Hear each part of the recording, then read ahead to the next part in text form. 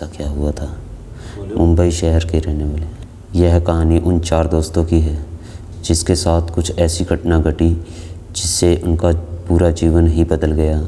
आइए जानते हैं कि ऐसा क्या हुआ था।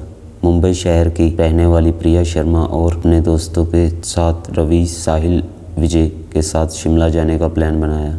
वो सब शिमला जाने के लिए बस में बैठ के कुछ ही देर में प्रिया सो गई। अचानक प्रिया की नींद खुल गई तो उसने देखा कि बस में कोई नहीं था। बस ड्राइवर भी नहीं था, बस अपने आप चल रही थी। उनके सारे दोस्त भी बस में नहीं थे। यह सब देखकर डर के मारे प्रिया और ज़ोर ज़ोर से चिल्लाने लगी। अचानक उसे लगा कि उसके पीछे कोई खड़ा है। जब उसने पीछे मुड़कर देखा तो वहाँ कोई स्त्री बैठी हुई थी। उस स्त्री का चेहरा जला हुआ था। ऐसा लग रहा था कि किसी ने उसके चेहरे पर एसिड फेंका हो। ऐसा भयंकर चेहरा देखकर प्रिया ने चिल्लाना शुरू कर दिया, बचाओ बचाओ। और अचानक प्रिया की नींद उड़ गई और वो एकदम डरी हुई, पसीने से पूरी भीगी हुई थी। पास में बैठे हुए विजय ने पानी की बोतल दी और बोला, शायद तुमने कोई सपना देखा होगा। थोड़ी ही देर में सब शिमला पहुंच गए, पर रात को एक होटल में रात बिताने के लिए गए। दूसरे दिन वो सब एक साथ मिलकर होटल के पास वाले पहाड़ में घूमने जाने का नक्की किया। करीबन आधे घंटे में वो सब पहाड़ की सबसे ऊंची शिखर पर पहुंच गए। वहीं से नीचे देखने पर पेड़ पौधे काफ़ी सुंदर दिख रहे थे। अचानक साहिल चौंक गया और बोला कि नीचे कोई खड़ा है, लगता है कोई स्त्री है। विजय और रवि भी देखने लगे लेकिन उन्हें कोई दिखा नहीं और वो बोले, तू पागल हो गया है क्या? इस घने जंगल में कोई स्त्री कैसे आ सकती है? तुम्हें शायद कोई भ्रम हुआ होगा। उसके बाद वहाँ सब खुली जगह पर चले गए। रात होने वाली थी इसलिए वह सब ने पहाड़ पर ही रुकने का निर्णय किया। इसलिए उन सब ने वहाँ पर ही तंबू लगाया और खाने पीने का सामान बाहर निकाला। प्रिया की बैग तंबू के बाहर थी, इसलिए वह लेने के लिए बाहर गई तो वहाँ पर उसे किसी की आवाज़ सुनाई दी। प्रिया उस आवाज़ की ओर अपनी नज़र घुमाती है तो उसे सामने से 3 आदमी आते हुए दिख रहे थे। उनके हाथों में तेज़धार हथियार देखकर प्रिया डर जाती है और दौड़कर तंबू में आ जाती है। उसने अपने दोस्तों से यह बताया कि लेकिन कोई उसकी बात पर विश्वास नहीं कर रहा था। प्रिया चिल्लाकर बोली, आप सब पागल हो गए हो क्या? कोई भी मेरी बात पर भरोसा नहीं कर रहा। मेरे साथ बाहर चलो, मैं आपको दिखाती हूँ। वो सब बाहर शिखर से नीचे देखने लगते हैं। उतने में ही उन सभी को लगता है कि कोई 3 लोग उनकी ओर बढ़ रहे हैं। वह सब देखकर वो सभी डर जाते हैं और तुरंत ही अपना सामान समेटने लगते हैं और बड़े से पत्थर के पीछे जाकर छुप जाते हैं। थोड़ी ही देर में वो सब ऊपर आ जाते हैं।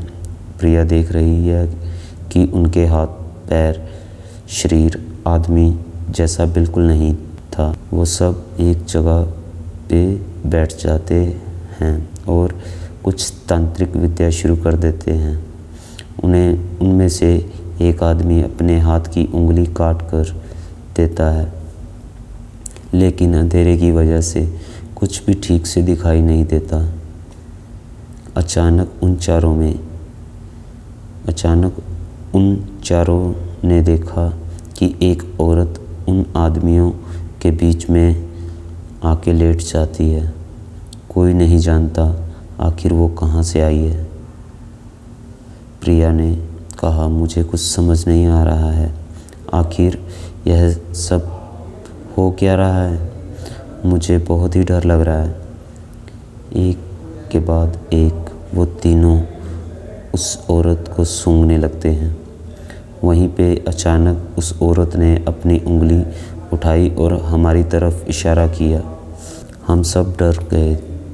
वो तीनों उस औरत को छोड़कर हमारी ओर बढ़ने लगे। हम सब पहाड़ी से नीचे होटल की ओर दौड़ने लगे।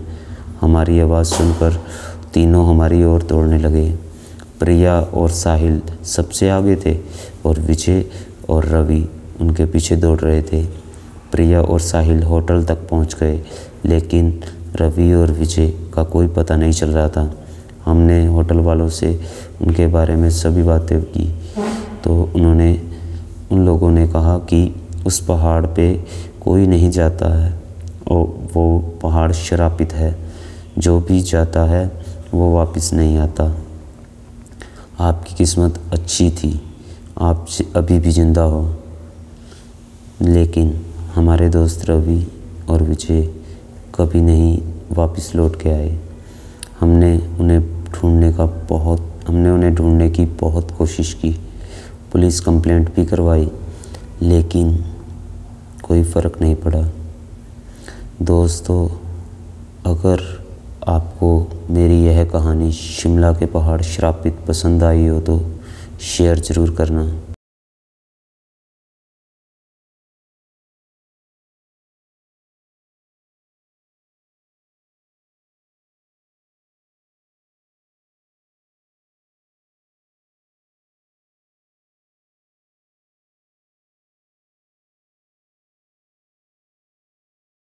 ऐसा क्या हुआ था? मुंबई शहर के रहने वाले। यह कहानी उन 4 दोस्तों की है जिसके साथ कुछ ऐसी घटना घटी जिससे उनका पूरा जीवन ही बदल गया। आइए जानते हैं कि ऐसा क्या हुआ था। मुंबई शहर की रहने वाली प्रिया शर्मा और अपने दोस्तों के साथ रवि, साहिल, विजय के साथ शिमला जाने का प्लान बनाया। वो सब शिमला जाने के लिए बस में बैठ के कुछ ही देर में प्रिया सो गई। अचानक प्रिया की नींद खुल गई तो उसने देखा कि बस में कोई नहीं था। बस ड्राइवर भी नहीं था, बस अपने आप चल रही थी। उनके सारे दोस्त भी बस में नहीं थे।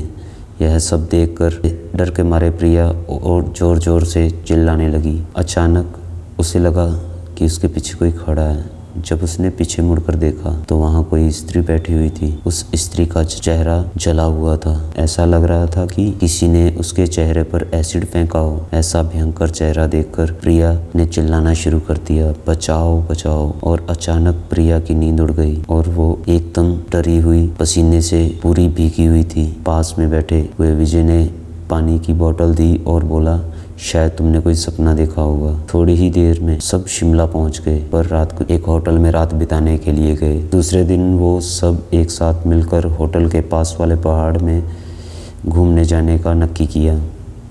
करीबन आधे घंटे में वो सब पहाड़ की सबसे ऊंची शिखर पर पहुंच गए। वहीं से नीचे देखने पर पेड़ पौधे काफ़ी सुंदर दिख रहे थे। अचानक साहिल चौंक गया और बोला कि नीचे कोई खड़ा है, लगता है कोई स्त्री है। विजय और रवि भी देखने लगे, लेकिन उन्हें कोई दिखा नहीं और वो बोले, तू पागल हो गया है क्या? इस घने जंगल में कोई स्त्री कैसे आ सकती है? तुम्हें शायद कोई भ्रम हुआ होगा। उसके बाद वहाँ सब खुली जगह पर चले गए। रात होने वाली थी, इसलिए वह सब ने पहाड़ पर ही रुकने का निर्णय किया। इसलिए उन सब ने वहाँ पर ही तंबू लगाया और खाने पीने का सामान बाहर निकाला। प्रिया की बैग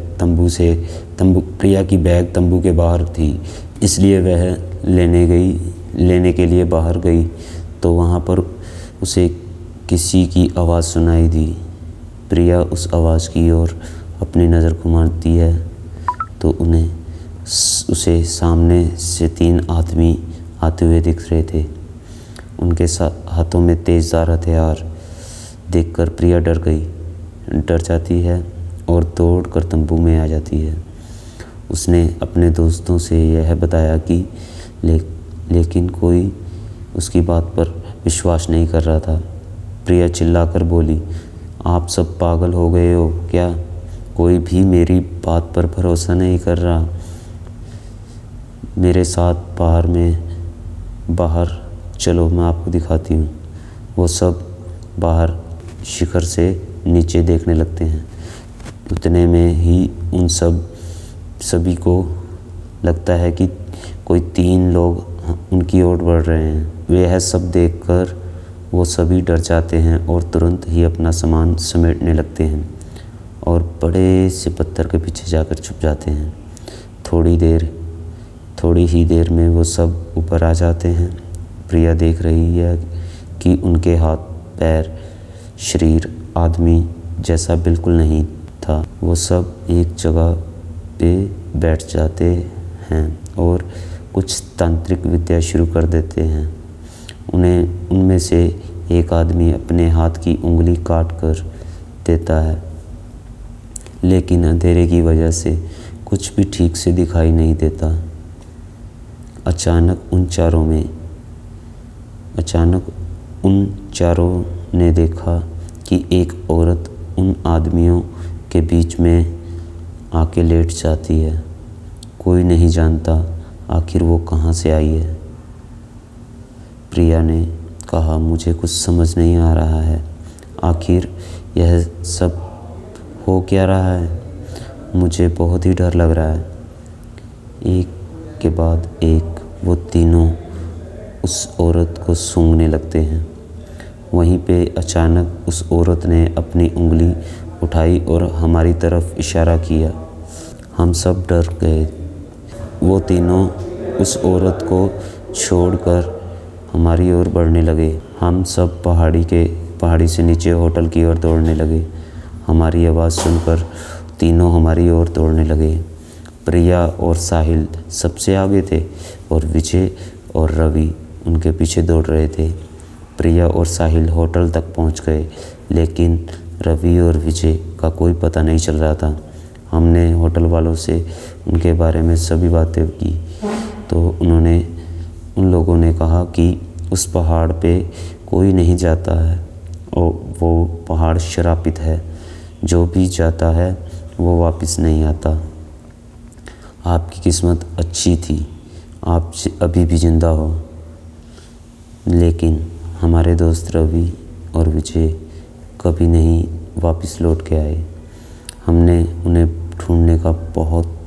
ढूंढने की बहुत कोशिश की, पुलिस कंप्लेंट भी करवाई, लेकिन कोई फ़र्क नहीं पड़ा। दोस्तों, अगर आपको मेरी यह कहानी शिमला के पहाड़ श्रापित पसंद आई हो तो शेयर ज़रूर करना। ऐसा क्या हुआ था? मुंबई शहर के रहने वाले।